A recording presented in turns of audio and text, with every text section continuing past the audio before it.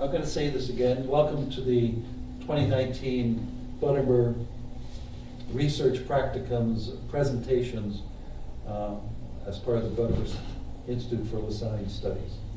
Our first presentation is by Jeff Sable, and the title is Student Perceptions of Reminders of Lasallian Mission in the University Classroom.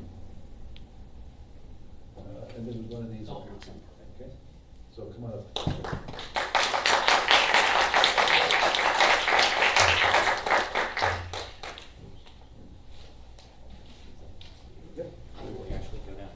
Well, you could, but you have the microphones here. Oh, okay. So since we're recording, you might want to. Okay, this works. Hi, everybody. Thanks for coming.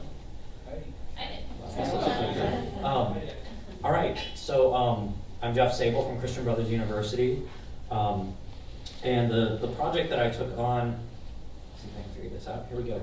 The project that I took on grew out of actually Buttimer 1. So the project I ended up doing was completely different from the project I originally proposed.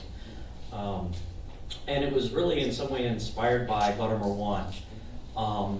Before coming to Buttimer, so I teach psychology and neuroscience, and I never really saw how to fit opening a class with "Let us remember that we're in the holy presence of God" into my classes.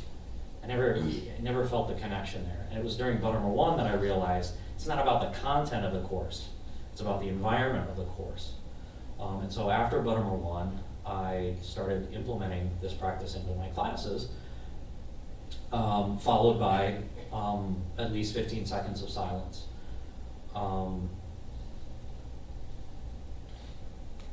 And so I got to thinking about this a little bit more. The Lasallian mission is typically identified at the institutional level, and this isn't unique to Lasallian institutions. That the religious mission is often, stated at the institutional level. We may put it in the syllabi, but how does that relate to each individual classroom? So I kind of got an increasing sense of that.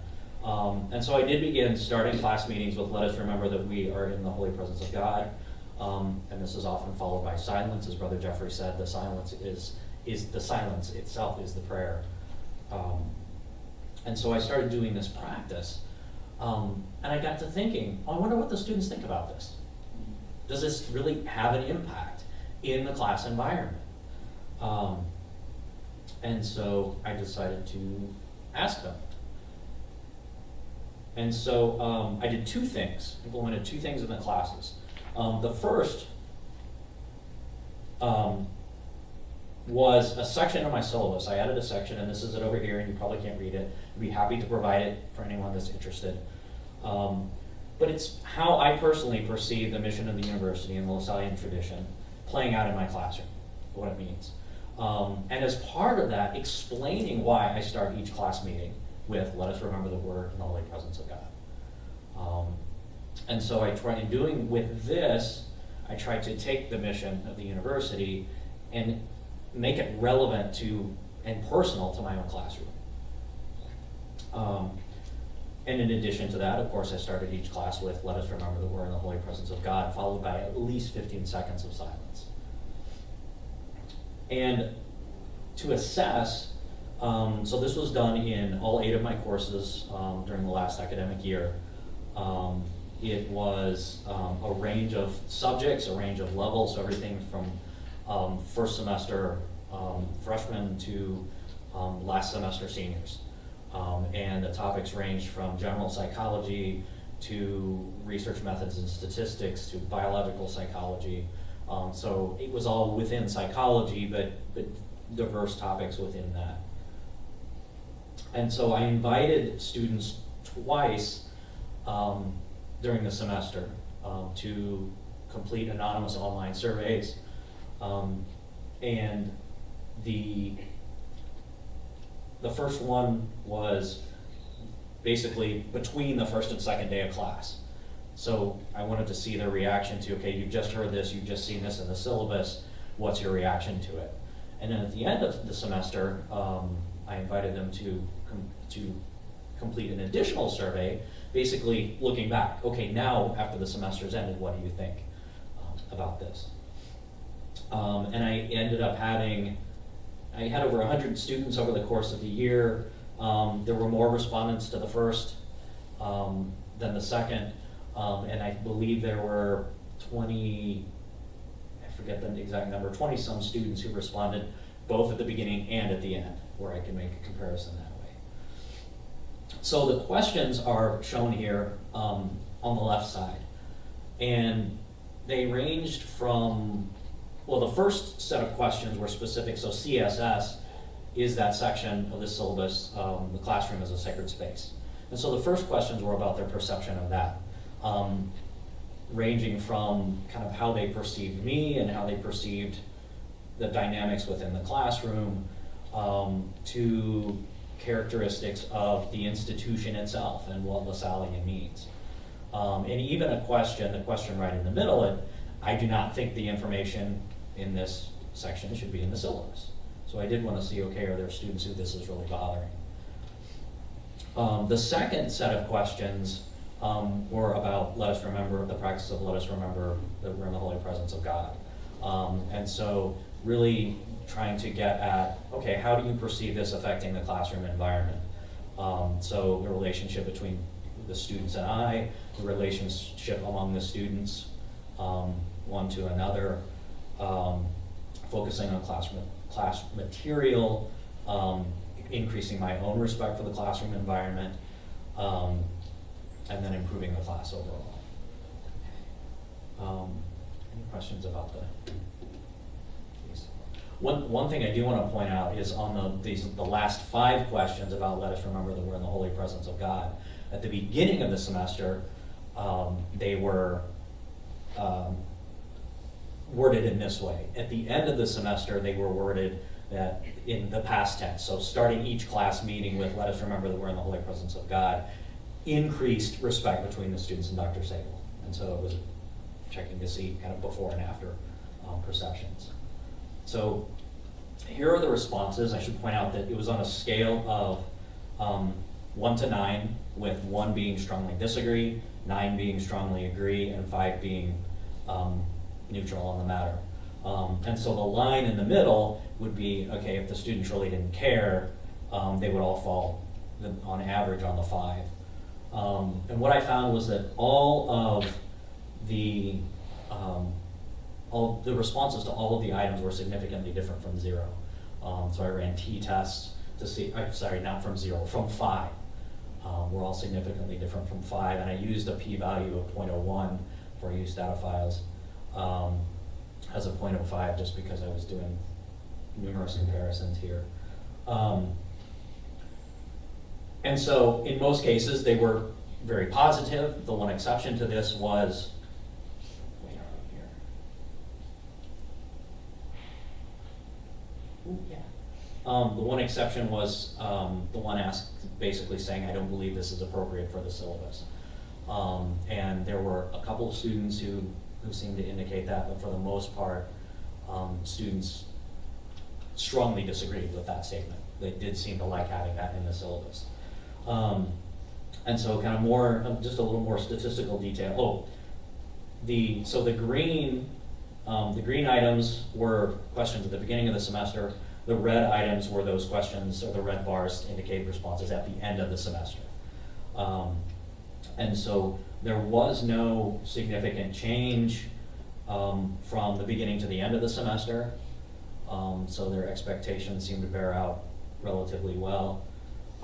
There also were no differences between the different topics, the different types of courses, and there was also no difference.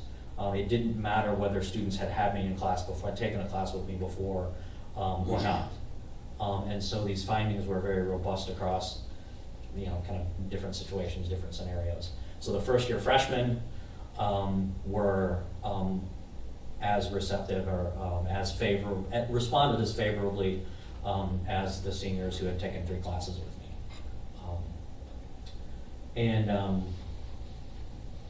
effect sizes, again, for statophiles, effect sizes were pretty substantial. So the bars that are kind of glowing here with the gray in the background had a large effect size. The ones, or I should say the two here that are kind of surrounded by white had a small effect size and everything else was medium. So these were things that seemed to be, even though I had a relatively small group, they seemed to be pretty robust, suggesting that they would hold up in other classes and larger groups. Brother George? One sentence definition of effect size. Effect size is, so statistical significance is strongly affected by the size of the group. So it's, you set a threshold and look at that. Effect size is really saying, okay, so what? Is there a meaningful, is this having a meaningful effect? Okay. Thank you for that. All right. You can correct me if I'm wrong. Sometimes I tell my students that it's the size of the thing we're looking for. Mhm. Like how big is the thing it is we're trying to find. I see. That's also helpful. Thank you. Yeah. So basically my interpretation of this was that for some of the questions in particular, the effect was quite substantial.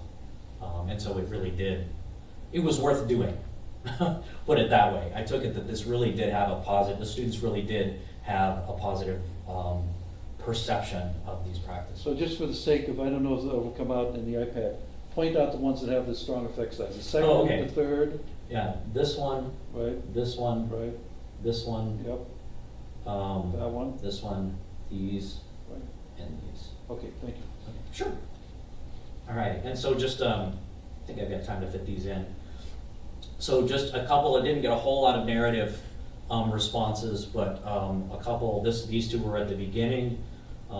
This first one in particular was just really a really thoughtful response. There was a lot, in general, the narrative responses just were appreciative. And it really seemed to have a positive effect on my relationship with the students, which is something as Lasallian educators, as we're discussing here, it's a big deal. And so it did seem to have a very positive impact. And then a couple of, or a few comments at the end, and these aren't all of them that I received, but some that I thought were the most kind of meaningful.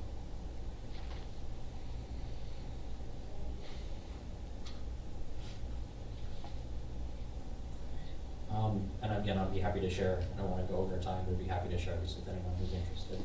And so in conclusion, from the study, in general, the students seem to respond quite favorably, both to, I'm going to flip these, both to the practice of starting each class with, let us remember that we're in the holy presence of God, but also to an explanation of why I'm doing this and what this means to me.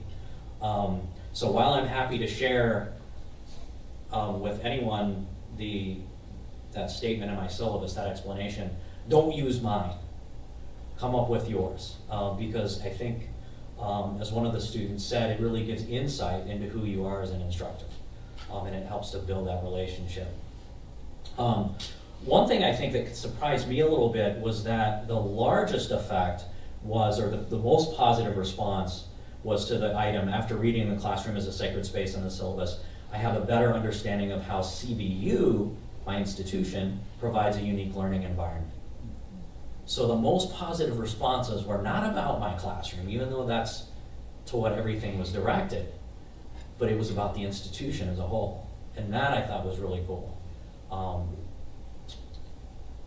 And I think I mentioned these, that it didn't really matter the time of the semester, level of the class, and whether or not students had had me before. They were all consistent responses. So again, I was pleased with how robust the results were. And a thanks to Brother George, to my fellow Buttimer 3 supporters, and also to the other research practicum participants, both those who have graduated already and those coming in who provided feedback, and of course you guys for coming. Thank you.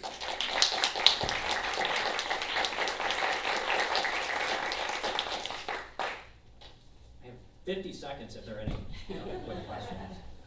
I would urge you to get a copy of what he wrote. It's really nice and compact and thoughtful. And I think that it was very helpful to have that part of the curriculum laid out like that, so that kids could reflect on it. Your students can reflect on it. So you can talk with me afterward, or if you want to just shoot me an email, it's probably the easiest thing. If you want to shoot me an email from the directory, I'd be happy to send. That way I won't lose track of you.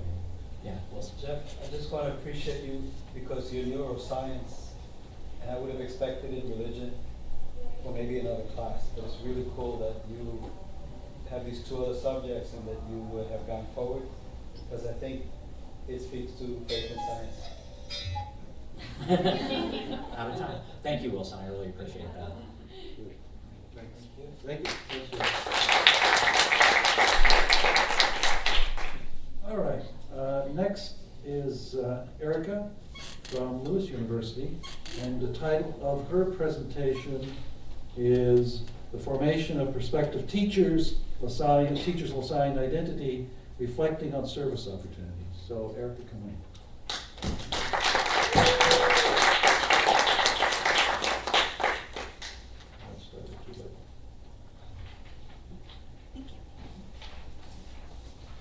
Well, thank you very much again for coming to the presentations.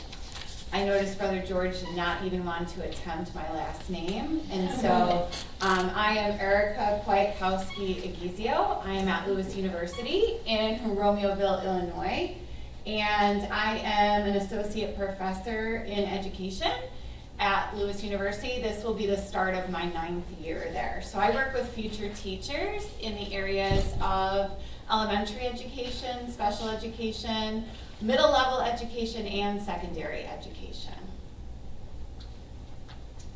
So the rationale, the reason why I decided to do a study like this, first off, is that the idea of this service and what it means to have service is defined in a variety of ways depending upon an individual's perspective. It's also defined in a variety of ways in the literature. So I was really interested in this idea of defining service. The other reason I was really interested in doing a study like this was because at Lewis University, we present a variety of service opportunities for our students to participate in. Some of which are SOAR, which is our freshman orientation. That is where they're given information on service opportunities that they can participate in. We have a course which was called Introduction to the College Experience. It's now been renamed to a different name this year as we move forward in our new Gen Ed curriculum. But at the time I did the study, it was called Introduction to the College Experience. This is taken during the freshman year, first semester, and students in this class spend at least one class session discussing De La Salle. And then a third area in which students are exposed to service opportunities is that we have designated courses that are in our schedule that are designated as service learning courses that have a component in them that will actually require students to do some type of service learning opportunity. And then in our education programs, we have our teacher candidates complete a service learning project during their course of study. So these are some ways that students are exposed to the ideas of service and service opportunities. So again, thinking about the rationale, do any, some, or all of the service learning experiences teacher candidates have participated in contribute to the formation of their own Lasallian identity? And thinking about as these prospective teachers get ready to graduate from Lewis University, can they articulate in words how their service experiences have shaped their Lasallian identity? So the theoretical framework that I used in focusing this study as well as analyzing of the data, as you can see, is listed up here, and it really talks about 3 categories of service, and I was looking for those to emerge from my data that I collected, And so the first, as you can see, is social assistance. And this is looking at remedying a concrete and urgent need of people. Some examples of that, collections for missions, aid to a household, contributions to social welfare institutions, and aid in cases of natural disaster. So that's one type of service that was expressed in the literature that I used to frame my study. The second is social promotion, developing self-management skills to boost personal development through training activities, counseling, etc. And then the third type of service is this social transformation, in my opinion, the highest level of service that one can achieve. Individuals are invited to be agents of change, promoting community projects. So to give you an idea of our students and what our mission is at Lewis University, I just want to take you to our website briefly and show you a little bit about what we have about our mission. Does it work? Yep, thank you. It isn't coming up. Oh, it's not there, it's on here. You might want to reduce, just escape out and Okay. reduce that.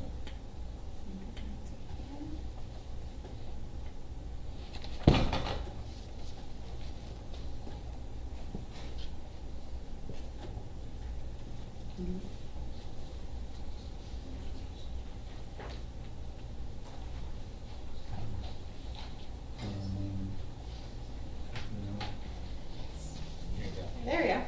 Thank you.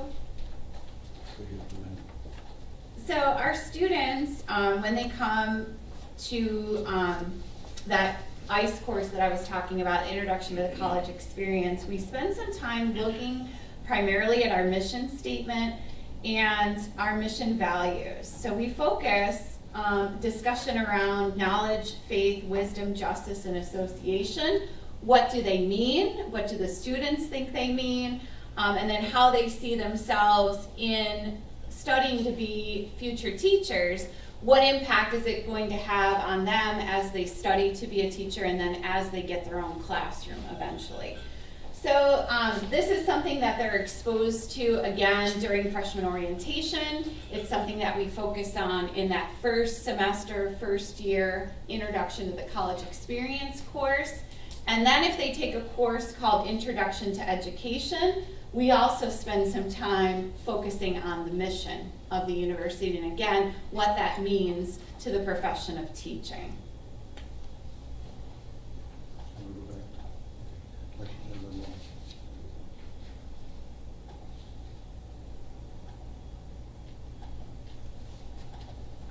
There. Thank you. Okay, so my three research questions were, number one, how do prospective teachers define service? Number two, what types of service opportunities do prospective teachers participate in? And number three, in what ways have these service opportunities guided the formation of prospective teachers' Lasallian identity? So my methodology, this is a qualitative study that I conducted. I used a case study approach. I used undergraduate teacher candidates from the school year 2017 through 2018, all of which were at the junior level. So they were in their third year at Lewis University with one more year left potentially in their programs. I looked for volunteers from my math methods courses. So I teach all of the math methods courses for all of our programs. And what I did is I gave them a little one-page summary of my study, what I was looking to do, what were the objectives, and then allowed individuals to volunteer to participate in the study. So I had 7 individuals that year who agreed that yes, they were willing to have some conversation with me as well as give me some written data. I used both a written questionnaire and I interviewed each of the 7 candidates. And I transcribed all the interviews, recorded them so that I could have that to go back to and obviously connect some of the things that they wrote with some of the things that they said. So the questionnaire, the questions that I decided to put in the questionnaire, what semester did you become a student at Lewis University? That way I could get a sense of whether or not they had been at Lewis University all 4 years, or if they had been a transfer student. So that was going to be something that was going to give me that information. What semester will you student teach? So getting an idea of when they were going to be finishing up their program in education. And then the next 3 questions really get at the heart of my study. The first, define the word service in your own words. Please provide as much detail and explanation as possible. Define what it means to be Lasallian in your own words. Please provide as much detail and explanation as possible. And then finally, describe what you know about the mission at Lewis University. In terms of the interview, so most of the interviews lasted around 45 minutes to an hour with each teacher candidate. And what I was really focused on is how many service opportunities have you participated in while being a student at Lewis University. So I wanted them just to focus on their time at Lewis. Number 2, please describe each of the service opportunities you have participated in. So after they answered how many, I made sure that they described each one of those in detail. Number 3, how did you find out about the service opportunities you participated in? And then number 4, were any of these service opportunities connected to a specific course? If so, which ones and which courses? Finally, the last 3 items in the interview, I wanted to know, did any of these service opportunities have a corresponding connecting assignment? If so, which ones? And then please discuss how each of the service opportunities you identified in question 2 has contributed to the formation of your Lasallian identity. And then number 7, I thought was an interesting question for them to think about as you go into your future classroom. What are some ways you will engage your students in service opportunities? Okay, so how do prospective teachers define service? So you have a purple handout that Melinda so graciously handed out for me. What I have here are each of my subjects. And then what I've done is I've given you verbatim how they define service in their own words. They also defined what it meant to them to be Lasallian in their own words. And then describe what you know about the mission of Lewis University. And again, for confidentiality purposes, I renamed the subjects. I happen to like the game Clue. And so that theme is kind of coming out here.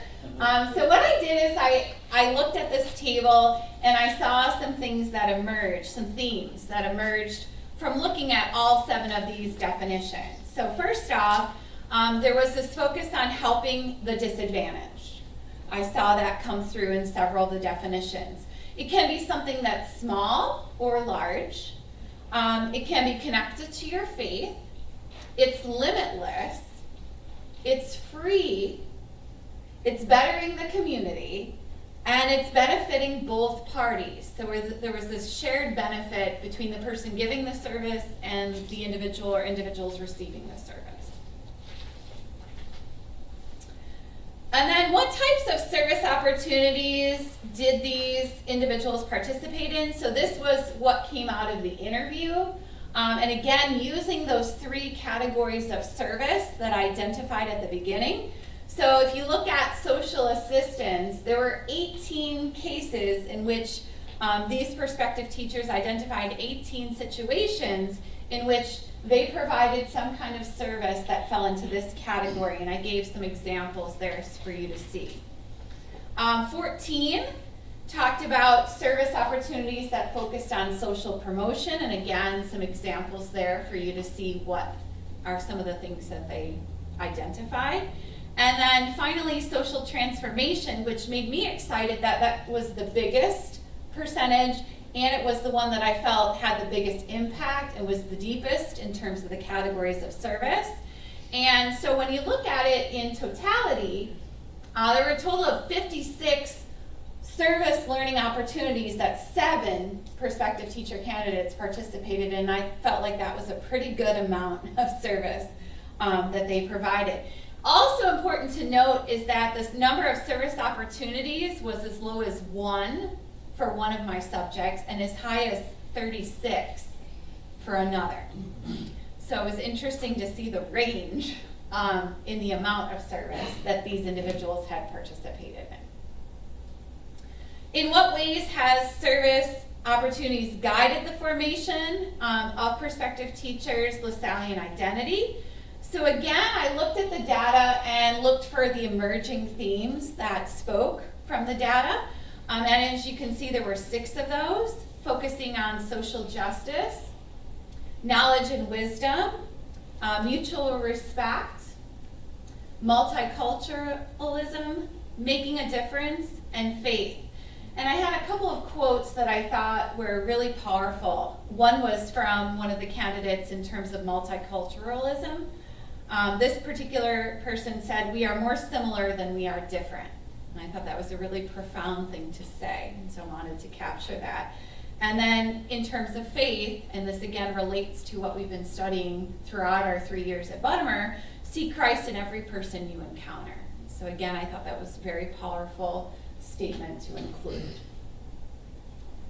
Some implications from doing the research that I did. First off, the perspective on the definition of service.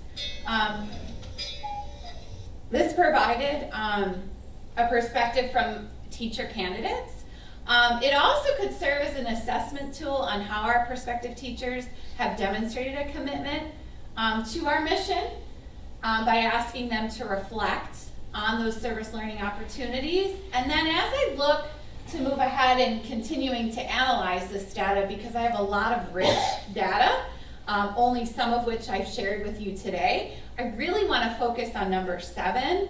I also want to look at, as these teacher candidates, they have already graduated, what are they really doing in their classroom in terms of service opportunities? So that to me is showing the impact as they've left our institution. So thank you very much.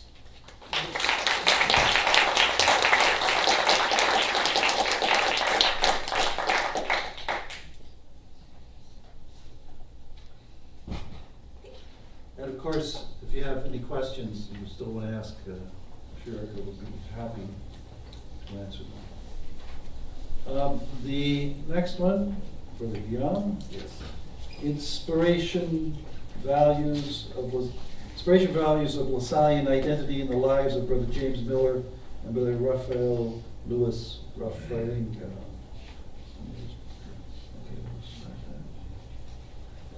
Okay, thank you. Hi everyone, I'm Brother Guillaume, and I did my capstone project on the inspirational values of the Lasallian identity in the lives of the brothers James Miller and Raphael Louis Raffaringa. Let us begin by remembering that we are in the holy presence of God.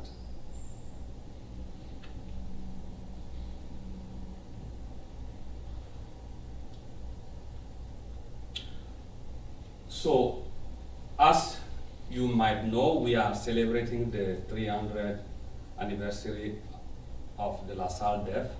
And for me, that was a big event to think about the Lasallian icons and also to reflect on my own vocation. So that led me to take this topic.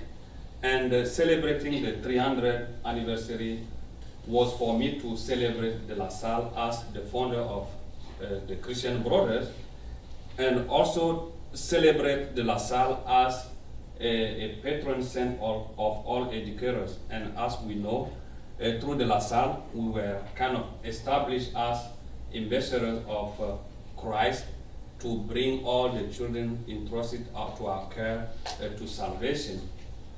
And I was asking myself, so celebrating this anniversary, how can I promote the Lasallian vocation and the Lasallian mission?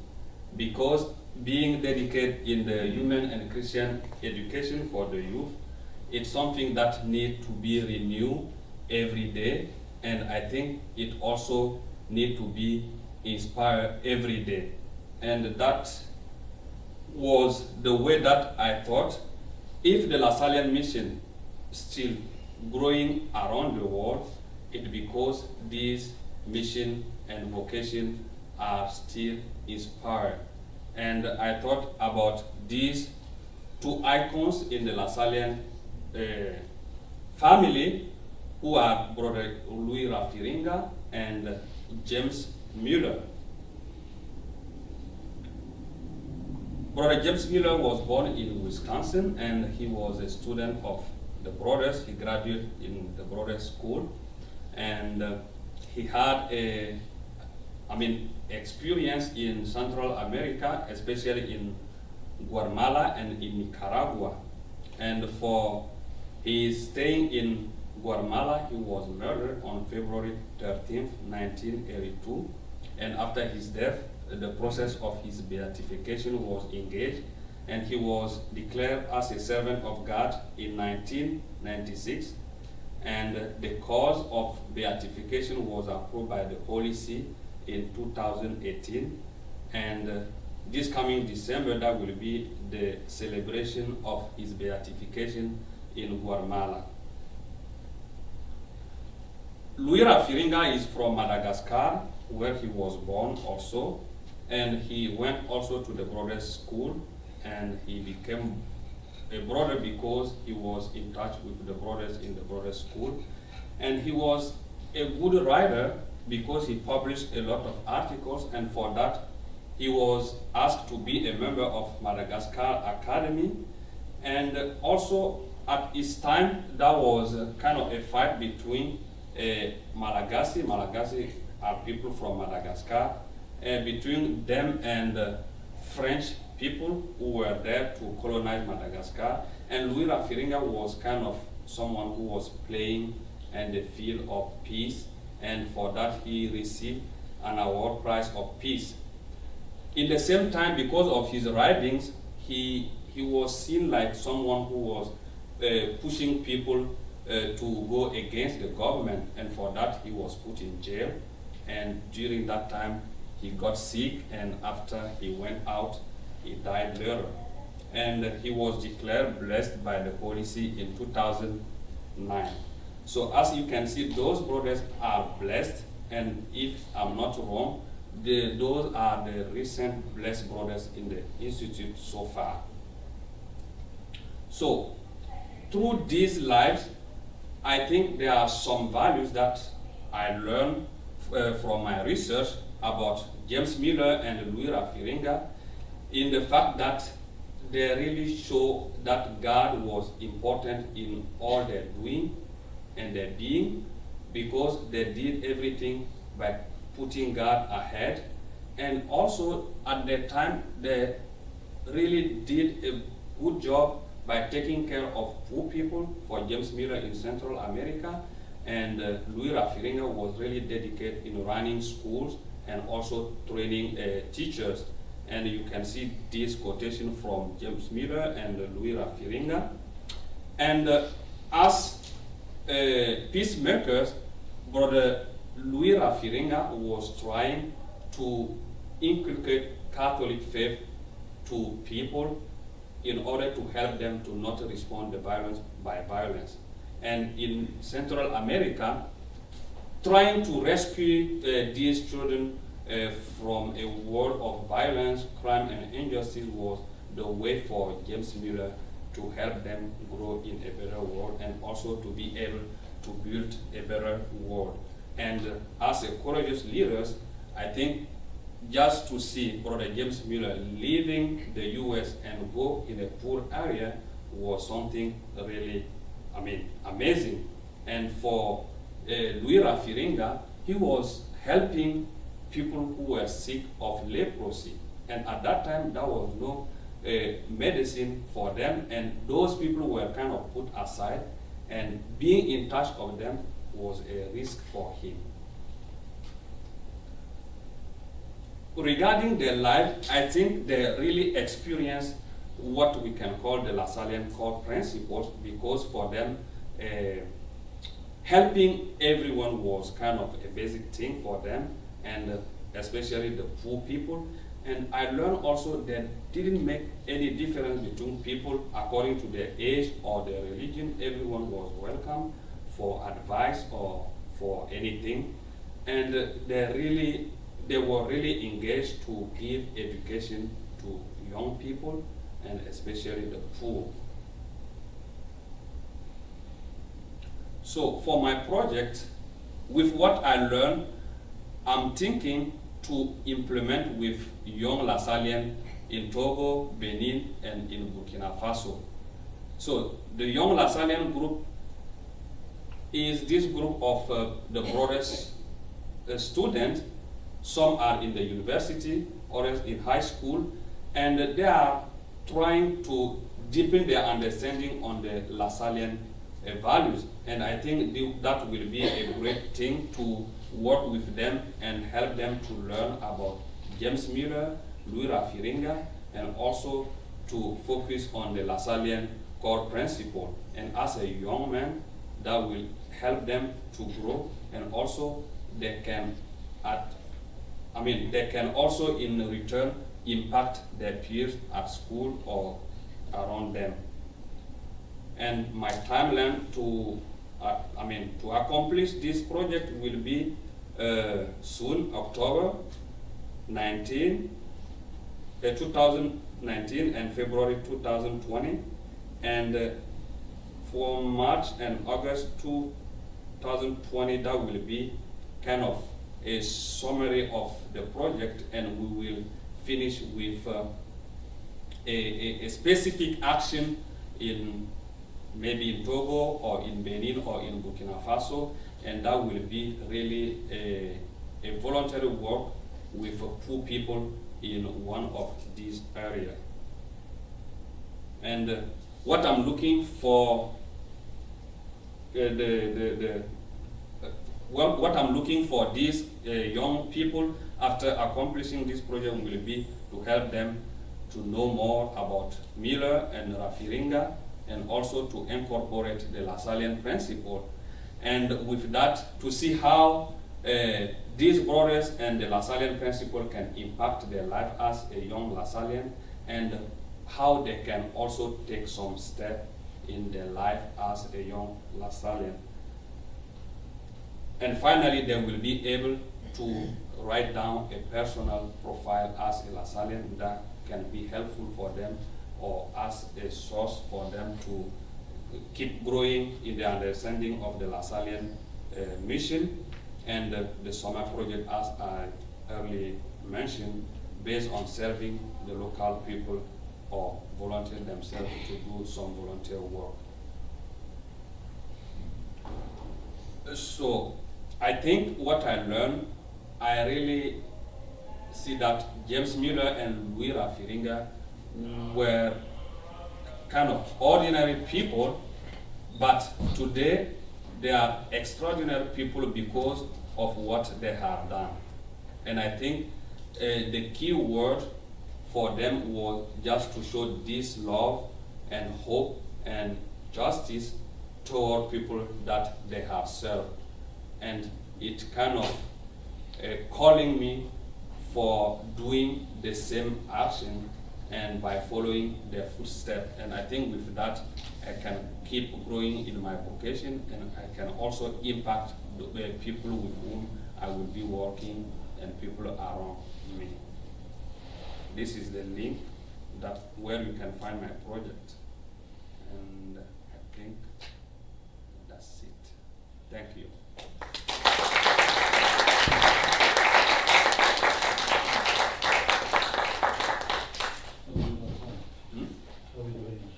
I still have 3 minutes.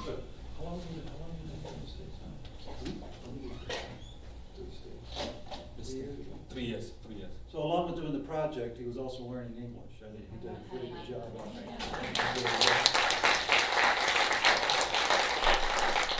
We have some time in case you have questions. We have about 3 minutes.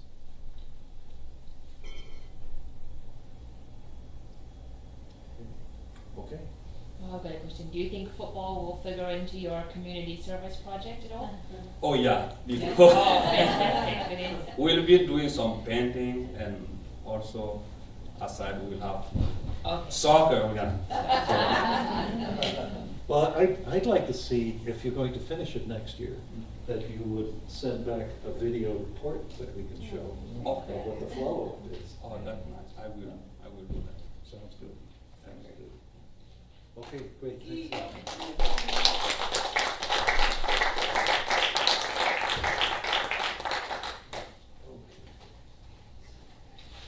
Brother James Mill, I don't know if it was an interesting fact that I heard. Brother James Miller was disinterred as part of the process about a month ago, was it? I think about a month ago, they, because there's a Vatican process whereby they confirm that the body is in the grave, and they usually take some relics. And the brother who's in charge of the process was there from Italy. And apparently, when they opened the grave from 37 years ago, it looked like he'd been buried last week.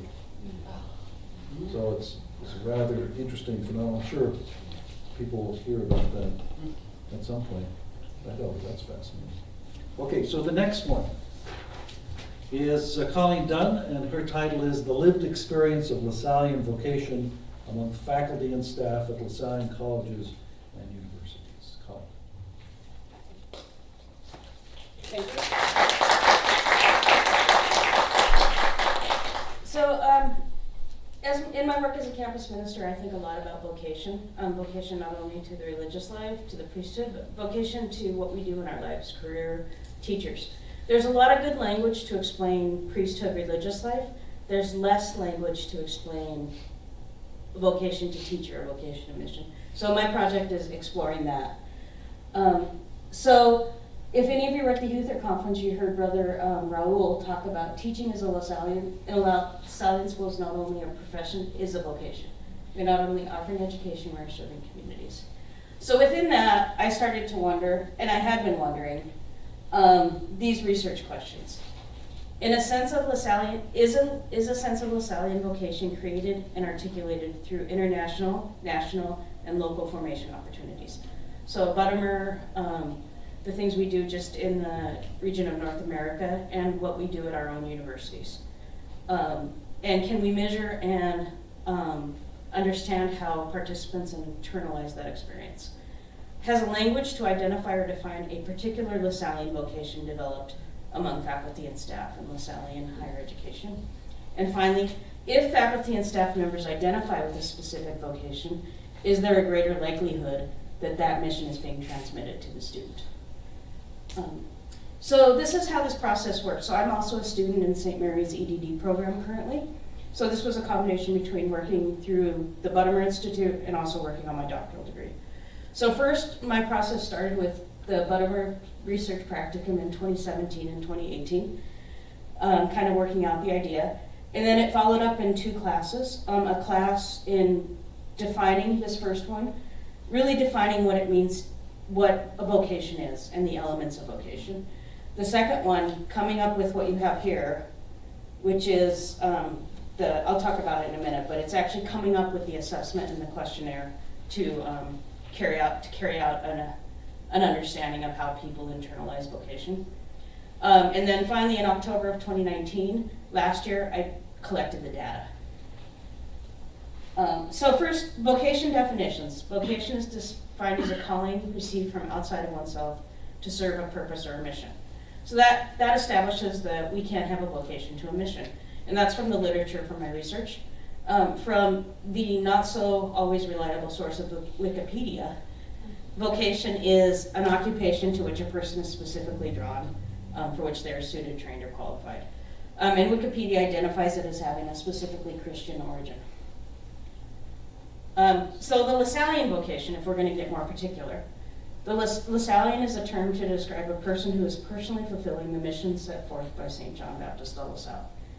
A Lasallian is one who can transform the general Christian call to discipleship into a personal vocation, living out a specific way the call to make Christ present in the world today. So specifically, I really like this because it really talks about, you don't have to be specifically in a Lasallian ministry to be a Lasallian. Our students can go out into the world and be Lasallians. So I would like in the future to do more work with that. Okay, so first what I had to do is I had to measure the construct of Lasallian vocation. And so what I did with that is I identified through the literature, I identified 5 elements that were present in a lot of different articles.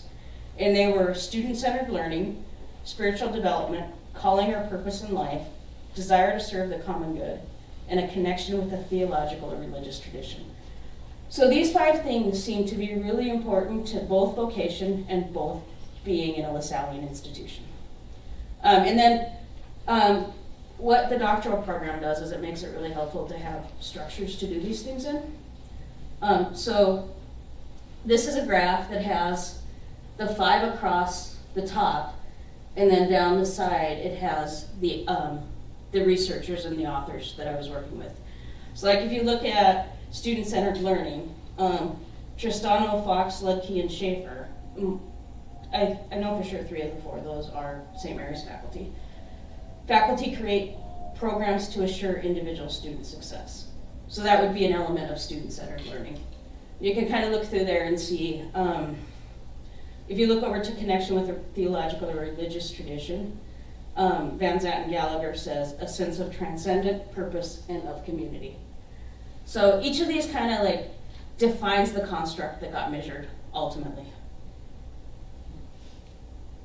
And then I used the affective domain. So there's the cognitive domain, the psychomotor domain, and the affective domain.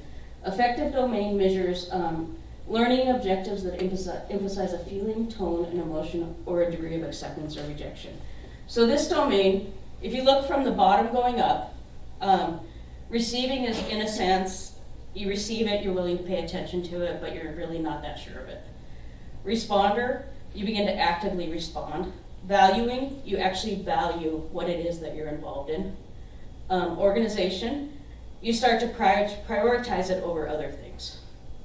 And then internalizing the values means that you've internalized it, and that, in a sense with this, once you internalize it, that you can start identifying that vocation. So then if you look at this chart on your paper, these questions had to be organized across that spectrum. So if you look at student-centered teaching, on each of these levels, there's 4 questions, and you can see what categories they fall into. So number 10 is internalizing, and it's I advocate for my students' success by knowing their individual needs. So it's not only have you received it, but you're actually starting to do something about it. So then I did demographics. I'm not going to go too much into these, just kind of give an example of what they are. I think we have respondents from every Lasallian university in the United States. And then you can kind of see these are what formation opportunities people have participated in. So that gives a good sense of, like 15.2% of the people had 6 or more Lasallian opportunities. So you can really look into that data and see what that means. And then faculty comprises 60% of the data, and 33.3% have been at Lasallian institutions 1 to 5 years. So I didn't get much into that, but there's a lot of stuff there that could be looked into further. So findings. So the first 3 questions, and I have to thank Erica for helping me kind of go through this data and find some interesting things. So if you look here, it seems most people are willing to say that they participate in the community of faith at my university. So it's 4, 5, 6 would be agree, strongly disagree in that area. And then if you look at the next one, it's really strong in people expressing respect for the religious tradition. But if you look at the next one, there's not that much investment in people actually actively helping students to understand the university's religious tradition. So then you could look into the data and say, okay, what people are not, what are the trends of people not doing that, and how does that relate to vocation? So this covers the first, the connection with the theological or religious tradition. So you can understand something about the faculty staff by doing that. And I'm only doing these 3 questions because 15 minutes doesn't give us a lot of time to get into the rest. But this data would give a lot of insight into that if I were to go further into it. And then if I were to go back to my other 2 research questions, I did some open-ended questions that actually gets into the language. And so if I were to able to look at the language and say, so with 33 respondents, is there a language starting to form around a common language of how people identify the Lasallian vocation? Would be really interesting to look at. So I'm giving some consideration to going this direction with my dissertation. So if I were going to do that, or if I were going to use this any further, I would need to have it go through the university's internal review board. And then we talked a little bit about posing a reverse coded question. So can I ask a question from the negative perspective or from another perspective to increase reliability? And then what else can be done with the demographic information? Can it be used to understand how experiences of mission help people understand more? Can it be used to understand at kind of what year in employment people start beginning to identify with a vocation? And especially, can it be used to understand how people are passing this on to their students? One thing that I've thought about is, can I use these findings to publish in the journal? I'm using this entire experience as an independent study. So what can I do with this to take it further? And then, how can this instrument be used for other populations of Lasallians? That's students who go out into the world. Are they still identifying Lasallian vocation? This is only university. Can it be used in high schools? Can it be used in San Miguel schools? So questions such as that. And then, if you remember back to 2 Sundays ago, Dr. O'Donnell, I'll let you all read this on your own.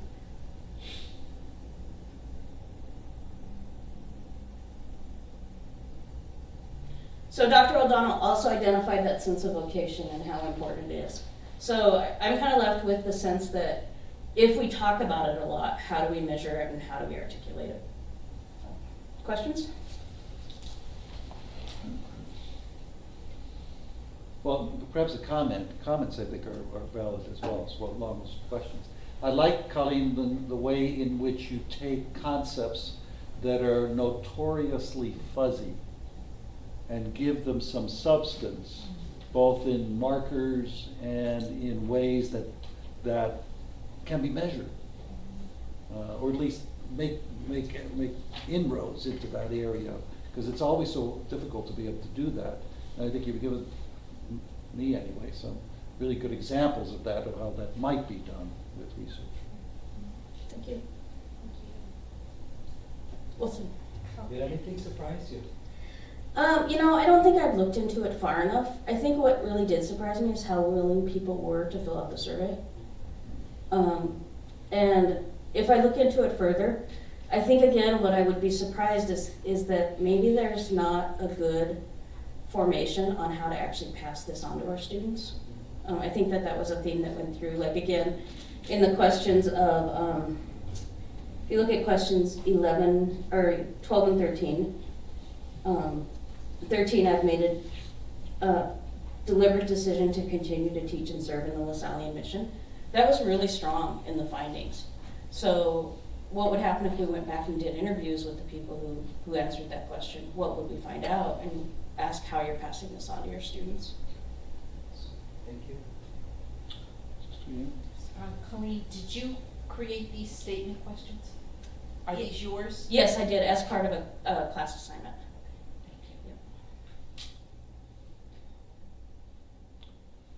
Thank you very much. Great.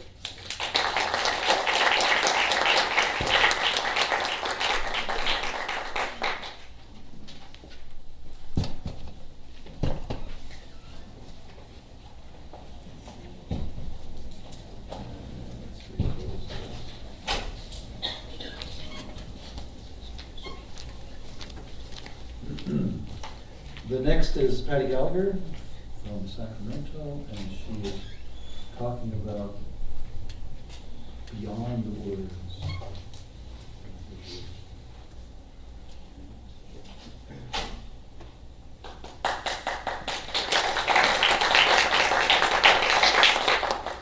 Thanks for coming today. I'm from Sacramento, and I've been at my school for 24 years. It took me almost 21 years as a French teacher to start reading de La Salle in original text. And I'm happy to say it's brought me closer to where I want to go, which is going to be quite the journey, I think. It started at a faculty retreat in Napa, California. We had this idea that we wanted to take our faculty up to Napa because so many people hadn't been there, and we live all of 90 minutes away. So we bussed everybody up there, and we went up there. But prior to that, the campus ministry team, of which I'm part, we wanted to do something profound while we were up there. And we came up with this idea to incorporate some of De La Salle's words. And I ended up finding some letters that De La Salle had written and pulled out some ones that spoke to me and one of my colleagues, and I found those in English and we matched them up. And I read them in French and he read them in English to the faculty. And there were some things that were popping out at me as I was reading these words, and people would come up to me even afterwards and said, we need to do more of that because it's really beautiful to hear it in French and to be able to look at it in English. And funny enough, we were doing that even in Buttimer 3, which I had no idea that was going to happen. So I've taken a few of the passages that have worked for me that can point out what I'm talking about. I've underlined the second sentence, c'est ce qui vous maintiendra dans la paix et dans l'esprit de votre état. Okay. When you look at the translation, which are usually pretty good, and I'm not going to say that I want to work on translations. The brothers have done such a good job. But even this week, we've been hearing a lot about the language and how 17th century French, it's hard to kind of understand what the rules were, what it looked like, what it really meant. And for the first time, I'm hearing Brother Tim and Brother Bill say, now if you can get into the language, and I'm like, yay! I was onto something. I was onto something that really mattered. And here he's saying, the translation is which will keep you in peace. And it's really saying, like, the essence of all of that is really what matters. And the translation is so tight and so close. But I wish there was a way that I could put data to the sense that I feel when I read these words. And then I look at the English and say, but it is so tender. De La Salle is so tender in his words. He has a way of putting the essence of what really needs to be said in there. And then when I hear it in English, it's still beautiful, but I've lost something. So I've continued on in this simple one, mettez-vous dans l'esprit de foi, because we've translated it to live, but when you think about this expression, mettez-vous, it really goes back to this interior prayer that we've been talking about, which, again, I didn't have enough knowledge about until this year in Buttimer 3, because it's bigger than live. It's really putting yourself completely and with total abandonment in the spirit of faith. And here's another one that called to me. The translation, and I've underlined, c'est la première chose à laquelle. La première chose à laquelle tells me it's not so much my daily, it is the place I should be. It is the occupation that I should be at. And so, I think I have one more. There's this sense of, in this next one, there's a sense of a lot love for others.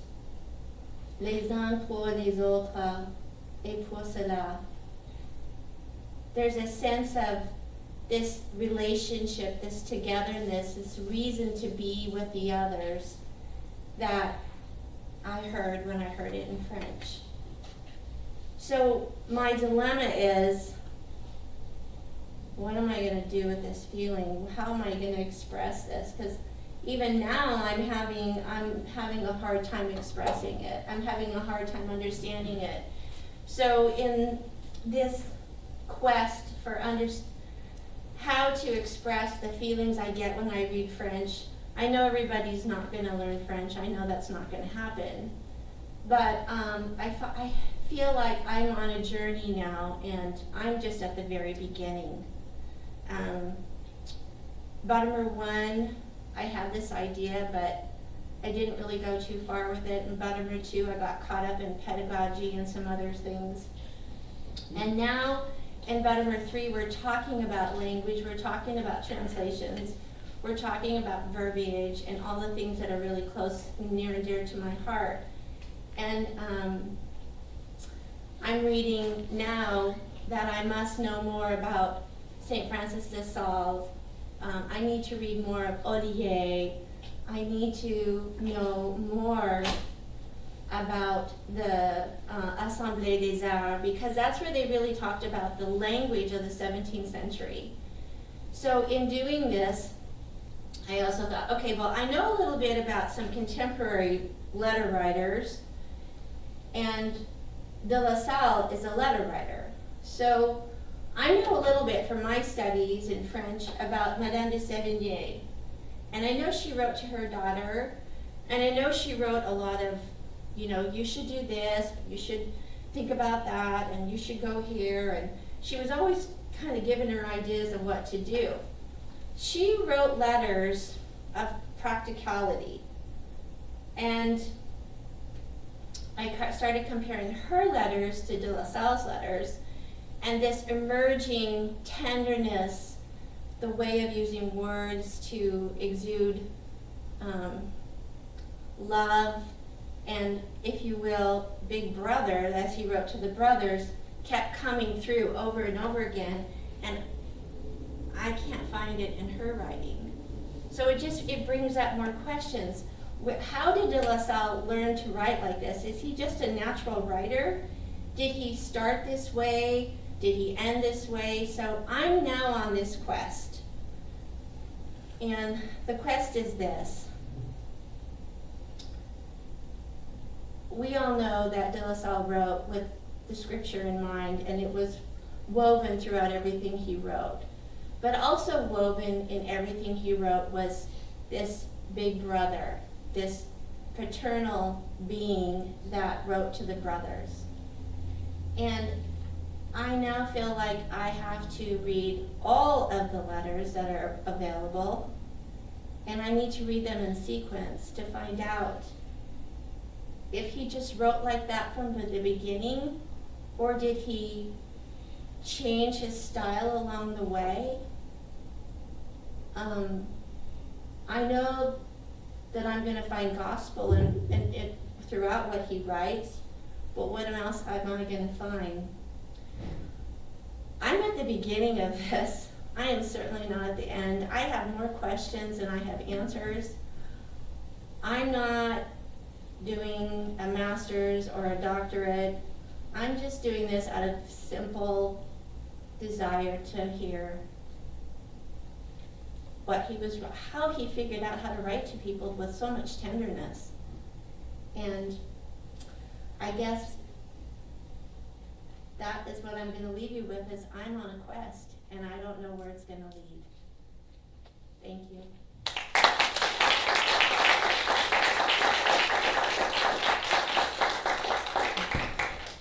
Any comments or questions? Great, thanks.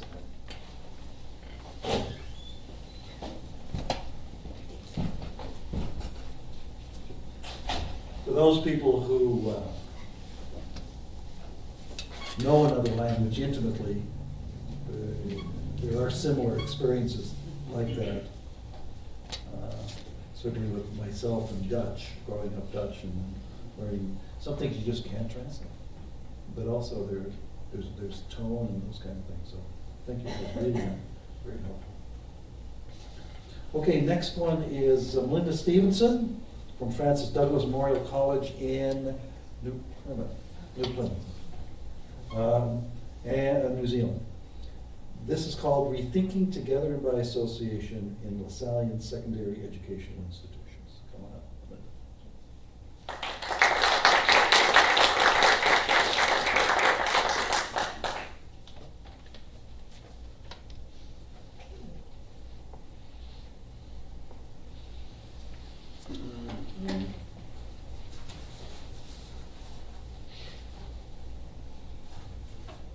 Hello, and thank you. Tēnā koutou katoa. Ko Taranaki tō maunga. Ko te hinui te awa. No New Plymouth o te aro New Zealand, aho ko Melinda Stevenson tōku ingoa. No reira, tēnā koutou katoa.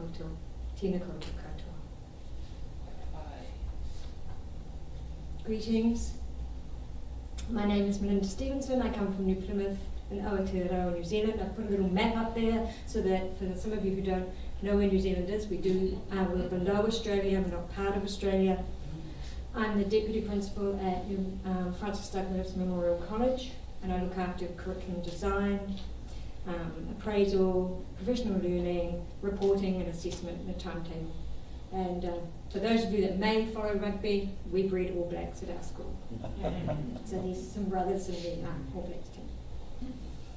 We're a state integrated Catholic boys school. We have approximately 800 boys there from years 7 to 13, which means they can come in at about 11 years old, and they go up to about 18 years old. So why did I decide to do this research project? What was the springboard? So I started at Francis Douglas Memorial College in 2016, right at the end of 2016. And when I started, I expected some form of induction or formation program for teachers new to Lasallian schools and to Catholic schools. I believed that all new teachers would be expected to participate in some form of formation program designed to assist us to integrate the Lasallian charism into our lives and our work with our students. However, this did not happen. But in 2017, I was fortunate enough to come to Buttimer. So following the Buttimer 1 course, I came to the appreciation of the criticality of teacher formation and the relationship between formation, professional learning, and the development and growth of the Lasallian culture of the college. As the Deputy Principal, as the Deputy Principal for Curriculum Design, Professional Learning and Teacher Appraisal, I decided I needed to be more proactive in my endeavours to make teacher formation real and tangible for the staff in our school.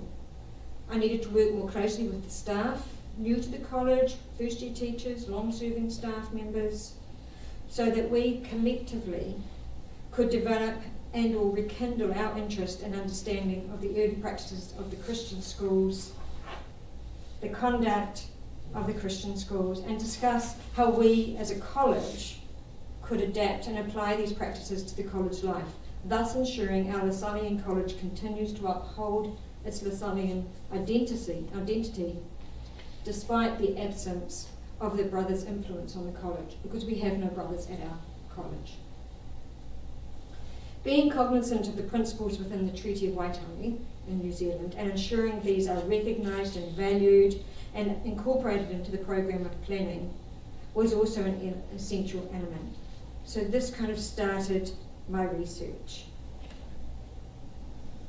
I saw this research project as serving two purposes. Firstly, it would provide me the impetus to continue and to progress my understanding and appreciation of the conduct, Lasallian education and Lasallian pedagogy. But secondly, it would provide me with a rich context for me to continue to develop and build my relationship with the staff, to bring to life the concept of whanangatanga and manaakitanga. And whanangatanga is about building a relationship through shared experiences, working together, and providing people with a sense of belonging. These are te reo terms for New Zealand. And manaakitanga is the process of showing respect and generosity and care for others. So respect, relationships, community, working together, and letting the uniqueness of the child guide our work were some underpinning points, elements in my research. So my key question for my research. This Lasallian term used to describe a person who is personally fulfilling the mission set forth by St. John Baptist de La Salle. You know, I heard that, and I heard the term Lasallian used in the college, but nobody had spent the time with me to explain what that meant. So I wanted to find out, what does that look like at our college, and how do we inculcate that into our pedagogical practices in the college way of life?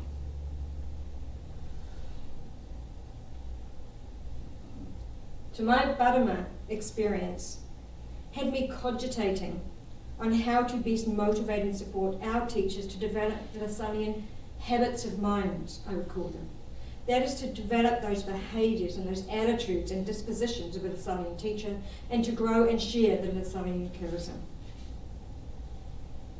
And I felt that there was a matter of urgency around this. I wanted to offer all teachers a formative journey, a kind of a mini Buttimer, I guess. And I was thinking about local curriculum. So I'm in charge of the curriculum at the school.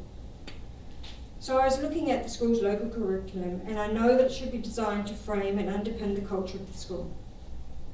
It should provide opportunity for every student to experience a broad and rich curriculum and to develop the dispositions to live, work, learn, and serve in a future-oriented society. However, I also know that the design of the local curriculum and the delivery of this, that is the classroom teaching, is grounded on the teacher's personal and professional identity. In essence, the culture of a school and a college and the design of the curriculum content and the way the teacher's pedagogical knowledge are intrinsically interwoven and cannot be detached from each other. And they cannot be detached from a teacher's personal and professional needs and role purpose. So as a consequence, all professional development and design and delivery must pay close attention to a teacher's personal and professional needs. Furthermore, in our culture, it's really important that we understand what it means to be Lasallian and to work in a Lasallian college. And I think I decided that that could not be developed passively. It had to be developed actively. And we've heard a lot about service and action. So that was kind of cogitating. I was thinking on that, I was ruminating on that. So I began this project in my research project. I met with representatives from the 3 other Lasallian schools in New Zealand. So De La Salle in Auckland, and for those of you who know Dermot is from that college. Jean Paul College in Rotorua, and of course our college. And I also met with Sir Brother Pat Lynch, who is the Executive Director of the New Zealand Catholic Education Office. I also spoke to Amanda Prohl and Brother John Catwell at the recent conference in Melbourne, Australia. So I met with De La Salle, John Paul, and Sir Brother Pat Lynch, and we started to put a program together. And we called it Together by Association. So we wanted to put a professional development program together, a formation program together, so that teachers could develop their understanding of what it means to be Lasallian. And I've already talked about it, that it cannot be developed passively, it had to be developed actively, and I wanted the teachers to be able to collectively be involved in the decisions around the design of this. So we put a 4-stage program together. We called it Heritage 1, Heritage 2, Heritage 3, and Heritage 4. So it's a 2-year program, and there are 3 key elements, and I've already talked about those. Underpinning this was charism, the shared mission, and association. So Heritage 1, we looked at the history of St. John Baptist in Lasalle. Heritage 2, the founders' pedagogical vision. And Heritage 3, spirituality, manaakitanga, the term that I brought up earlier. And Heritage 4, together by association.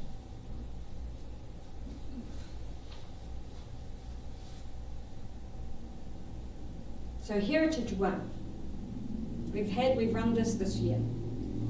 It's an in-house program that we offered. And this is what we covered. Life of St. John Baptist de Lasalle, brothers, the life of a brother in the Global Lasallian Network. We invited a brother to talk to the staff, the Lasallian principles and practices, and a brief introduction to Association for the Service of the Poor through Education. What is it?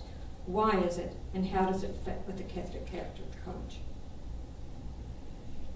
Heritage 2, it was meant to be a day and a half, but this year the teachers were unable to go for a day and a half, so it was condensed to 1 day. Next year we want to work on that, but we flew 3 teachers to Auckland for the day to spend with teachers from the 2 other colleges, and they looked at the virtues, the conduct of the schools, relationships in 21st century pedagogy.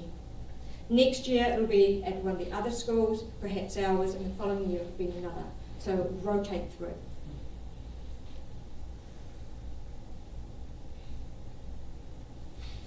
Heritage 3, as you can see, manaakitanga and ako. Ako is a term we use to describe relationships, telling your story. So you share your story with the students, and you get to know them, they get to know you. It's knowing your students and understanding their lived experience. Methods of prayer, session 2, meditations, and session 3, manaakitanga and the culturally responsive pedagogy. And this Heritage 3, we're going to offer this next year, as well as the other 2, but this is for staff wishing to delve deeper into their understanding of the faith-based drive that guided all the founders' decisions. So it's for those that are already familiar with Lasallian teachings, it's just going a little bit deeper. And Heritage 4, we're hoping to offer this, and we're calling this one Together by Association for Whanaakitanga. So it's about all the staff being involved with all the schools. So the groundsmen, the office staff, the teachers. So building that relationship and really growing our understanding. So that was our first step, putting this program together and trying it. So I've been tracking 3 teachers from our school to see how their formation is developing. So 2 of the teachers are novice teachers. So one's very new to teaching, and the other has been working in the college for a long time, but has moved into teaching as a profession.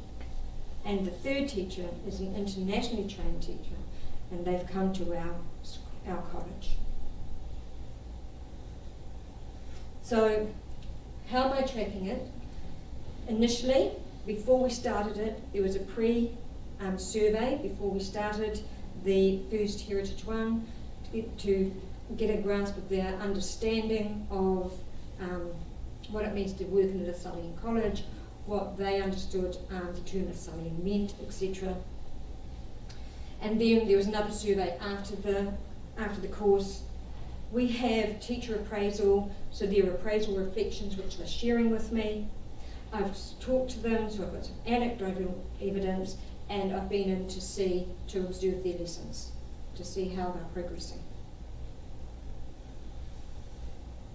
So the data is primarily relying on their feedback and their personal experiences. Following the second one, where we flew them up to Auckland, I met with the teachers and we talked about the experience, and they also had an appraisal reflection. So I was able to see how they were progressing. So what are my next steps? Obviously I need to monitor how we're going and the impact that it's having on their practice. Also, I want to Just touch on top of it. Just touch on top of it. Also, I want to look at the impact of the program and review and refine it. So that's also part of my research. I'm looking at how it's developing and what I can do to change it. And we're already discussing an idea of an Aotearoa Day, where we get together and we share our experiences. So the 3 colleges get together in some location. And so that the teachers from our college get to work with the other teachers in other colleges, and we talk about our formation program. So what have I learned so far? Well, best evidence synthesis tells us we know that professional learning has little impact when it's one-off, that it will not affect change, that the plan must include ongoing and continuous review. So teachers are constantly called back to the learning, akin to the spiral of inquiry. So I need to develop, I already know this, I need to develop some form of collaborative inquiry for the teachers so that they are continuously discussing this. So these one-offs are not going to be effective. I know that already, so the research is telling me that, and I know that from best evidence. And I also have already figured that we need to get some kind of how-to guide, for a quick reference guide for our teachers. Who was John Paul Collins? Who was De La Salle? What does it mean to be Lasallian? How was our college established? And all of this, how does this link to our culture? So our 6 professional teaching standards, our code of conduct for teachers in New Zealand, our Treaty of Waitangi, and cultural responsive pedagogy. So based on the feedback I've received and the findings from the research, I would like to develop this resource to help teachers to see that connection between these items. And I believe that Lasallian charism is at the core of these elements. And I would like to develop a way for teachers to be drawn back to that and to see how they are connected. And I would also like to see how we can sustain this program and grow it so that it's ongoing and it's more regular. So my research hopefully will provide me with the data to be able to do that. So, thank you. This is, I forgot to say that it's an ongoing project, so I hope to finish this halfway through next year. Okay, so just the quick questions, because I think people are interested in asking some questions. I have one anyway. Anybody have any questions? Just a quick one. Connected that to treaty, is that Lasallian or is that your No, country? that's a New Zealand thing. It's a treaty signed between the Māori people of New Zealand and when the English came. It's an Okay. understanding of the land and responsibility. One question I had is, are the 4 pieces of the heritage, are they cumulative or are they discrete? They can be cumulative. Right. We would prefer that they were Right. cumulative, but at the moment they're discrete because of the different stages of entry. I see. So that allows for different stages of entry then. But we would like to build it to be an ongoing journey. Okay, that's great. All right. Okay, thank you. Thank you.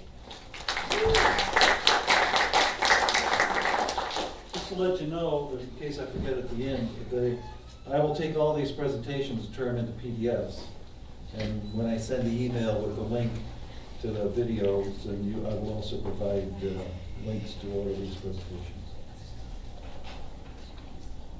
So you can take a look at them.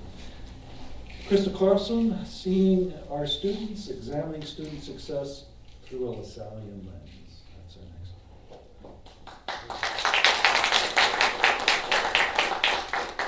Thank you for sticking around. I chose seeing our students just quickly about the title, not only because I think we should see our students the way De La Salle saw his students and the needs of the population, but also just in my teaching experience, I've heard a lot of lamenting the students that we don't have or what students can't do and who they're not. I think at the expense of serving the students that we do have, and also the students who may be coming to us, given some trends that I'll talk about. And just so you know, I have more information here than I can cover intentionally, so I'll be summarizing the slides, but I'm happy to make them available to you. Just a quick introduction of me. Sorry, I move around the classroom a lot, so it's a lot to stand just here. A little introduction about me. I'm at St. Mary's University of Minnesota. I'm an educational psychologist. Specifically, I focus on the cognitive science of teaching and learning. So I think a lot about thinking and a lot about teaching and learning. My specific passion and research focus is serving the diversity of learners and their needs. How I ended up here, meaning how I ended up in this project, is I've been thinking a lot about the changing landscape of higher education, what we are doing differently at St. Mary's that could distinguish us from the competition in higher education. So a kind of practical question there. So the student population, as you know, is increasingly diverse and will only become more diverse, so how are we serving those needs? And also this interpretation of the mission. I've heard a lot, especially Melinda was talking about, coming and thinking about what's this Lasallian thing, and that was my experience as well. And so I think about, are we making the mission explicit to our students, to our faculty, and to staff as well? So really this question, are we on the same page with what mission is and how we carry it out? So two core questions that drive, I'm trying to make my thinking visible in these next couple slides. So there's a lot of questions here, just so you know what's floating around in my head. One is, I think a big step is to understand who our students are. It might seem simple, but often we get caught up as faculty in the classroom trying to get the content across, and we often don't have the time to examine both trends going on in the larger landscape, but also who our individual students are. I use the 5 core principles to help as a framework, whether you feel a certain way about the core principles. It was a nice framework for me to think about how do the 5 core principles help us understand and meet the diversity of students' needs. So I started there with those. Additional questions that also highlight what I mean by student success. One of them is, how can we help students meet their personal, professional, and academic goals? So I think about student success as holistic, as I know many of you do as well. And then how is our approach as Lasallians unique? That goes to that differentiation question. And then how do we operationalize that approach? So I really do think that we need to make these things concrete from a faculty perspective. And speaking just in my position, at St. Mary's as a psychology faculty member. And something that I'm going to be doing in this presentation is using the core principles for some of the factors I'll be talking about, and really thinking about what might this look like in a really concrete way. And that link is to Brother George's core principles text. It's also in the references section, just so that you know. So data sources, this became a descriptive study for me. So I'm going to present a lot of problems that I don't have a lot of answers to, but maybe you can find some similar challenges that maybe you're facing and provide solutions for me as well with the challenges I see. So some data sources are going to be national data to look at some trends. So who are students going to be coming to us? St. Mary's gave out a first-year survey, so I'll be using that survey data in my description here. Information from our Wellness Center and information from our Student Success Center. And the diversity of students is difficult to capture. This is not exhaustive, but some things that I particularly am passionate about is looking at preparedness, identity, and mental health. And within those, that's also really complex, right? So this is absolutely not exhaustive, but I'll be giving some statistics along those lines. Okay, here's where we get into the summary, just so you know. So I'll be starting with what do our St. Mary's students look like for each of these dimensions, preparedness, identity, and mental health. And then I'll be going into nationally, what do some of these look like, and then I'll give some applications with the core principles I was talking about. One thing to note here is this is going to preparedness, and as you can see, our scores are not, you know, a really dark picture, bleak picture. However, we know that students are lacking preparedness more and more as they enter our college classrooms. And about 70% of our students at St. Mary's regularly utilize our Student Success Center, and the things they provide there are tutoring, testing accommodations, things like that. And so looking at the fact that our students are going to be increasingly underprepared, what do we do about it? Nationally, 75% of high school seniors were not prepared for college level math, 63% not for reading. And an important note there is that we want to look at that first generation and minority populations in particular, and that trend is growing. So applying some of the core principles here, the ones that were salient for this issue, I'll just highlight a couple of them. One of them is this faith in the presence of God, and Brother William has been emphasizing the relational aspect of that. And that was really powerful for me because a lot of times we see maybe, I'll just speak anecdotally, I've heard, you know, academics is over here and that personal relationship is over there. It's not my job to be kind of a therapist for my students and things like that. That's probably a direct quote from someone. And you know, I think differently, especially from a Lasallian perspective. So investing in knowing students' stories, and as a faculty, we need to commit, in my opinion, to adjust our pedagogical approaches. That to me is a Lasallian approach to pedagogy that differentiates us from a lot of institutions.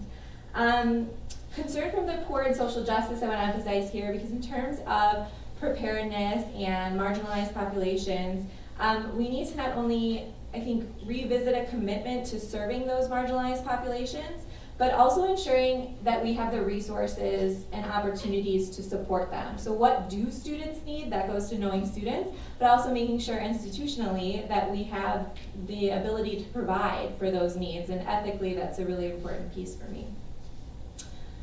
Identity, so this moves on to St. Mary's identity, and I like to think about intersectionality of identity. You know, identity is not one thing. I have some ethnicity statistics here, some gender, and some sexuality statistics here, but thinking about those as primarily salient issues, we're going to be seeing, and you have already seen in your institutions, I'm sure, of the dimensions of our students' identities, particularly related to ethnicity, sex, and gender. And so thinking about what does that mean for us as a Lasallian institution? How can we support those students if we're committed to serving those marginalized populations? And then nationally, again, I want to highlight, you know, that LGBTQI plus community. Those students are particularly vulnerable to harassment, psychological distress, and they have also more increasingly reported leaving college due to an unwelcoming or hostile campus climate. And so, again, for me, being passionate about the diversity of students that are coming to our classrooms, I think that's going to be something that we're going to have to confront and think about, are we providing that welcoming, supportive community for them? So that brings me to the core principles, again, applied to this identity issue. One of the things I want to highlight, I think it's representative of the concreteness with which I'm trying to talk. The inclusive community piece, that last bullet, be an ally in our actions. So one of the things we could do very easily is provide pronouns in your email signature, and we can also share our stories as faculty, as staff, and as an institution, provide the opportunity to have that community and share those stories. The pronoun thing was the really concrete piece I was talking about. If we all committed as a faculty to do something like that, that's just one example. I think that's the level that faculty need to make the Lasallian piece operationalized. And with mental health statistics for our St. Mary's students, I'll just highlight those last couple bullets.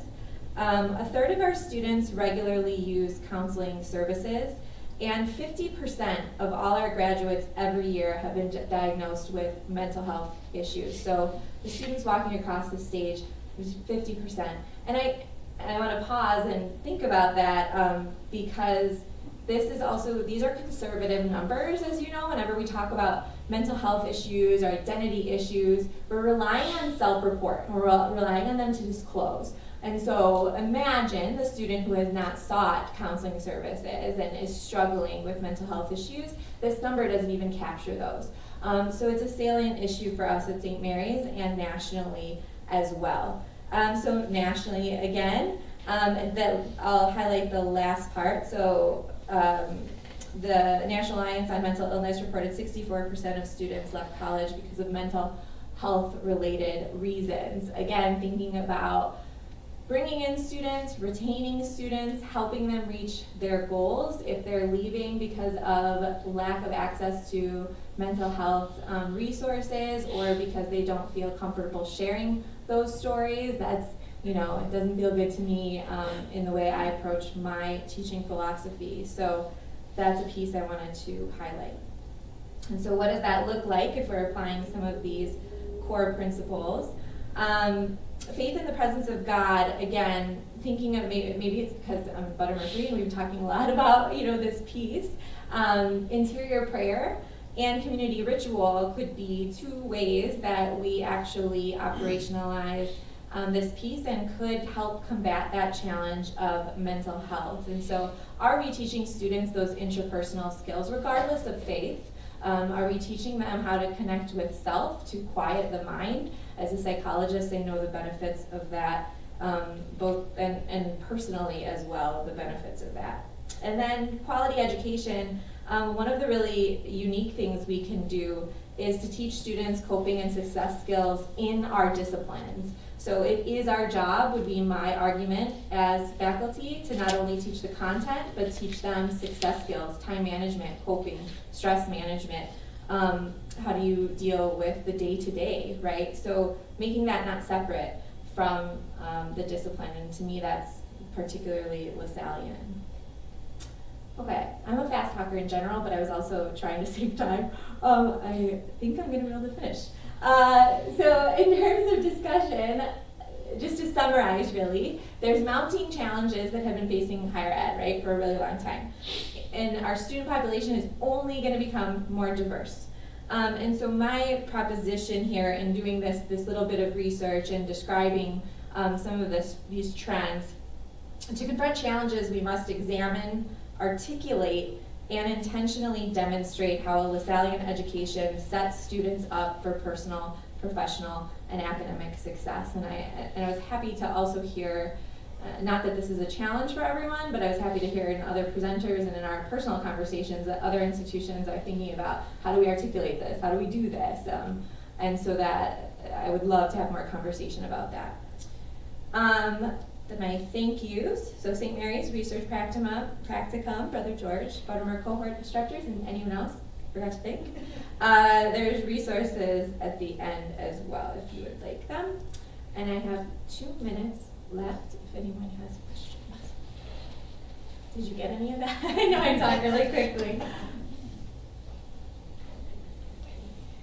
What do you plan to do with it now, Chris? Okay, so that was sort of my whole, like I came to this Buttimer thing, right? I spent a lot of time, what as a faculty member in the classroom can I do? And besides changing things in my own classroom, like Jeff's, reflection piece in the beginning, that was also something that I took away. And I know, Bev, we talked about individual meetings with students and some of these practical things, but I think more broadly, institutionally, I would like to share how, the mission is not separate from our day-to-day work. And Dave and I were talking about this earlier as well. And that's something I learned through my Buttimer experience. So trying to really figure out some of these really concrete ways to make that apparent. Have you thought about doing a paper? No.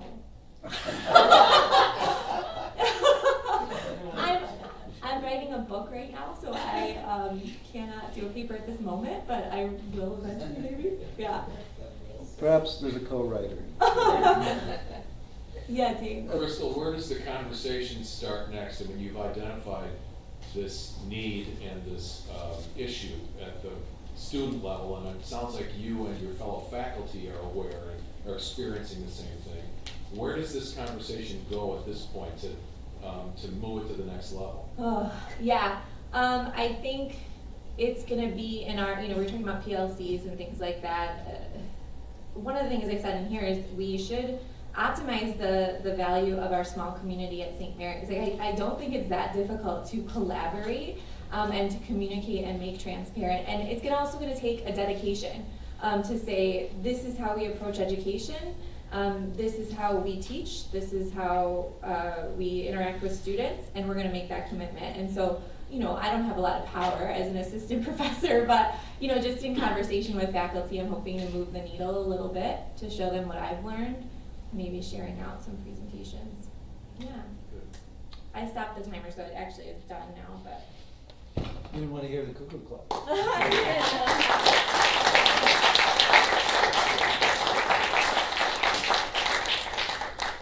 Thank you to all the presenters for your assiduous preparation and the presentations. I think it was highly appreciated by me and the people in this room. Also, thanks to the technology services of the Manhattan College for being here and helping us film these. I'll be sending out an email that has all the links that you might like to follow up. I urge you to also talk to the presenters and follow up with them personally if you have a question or a notion or an idea, just to keep them going in their own thinking. So thank you very much. We're done.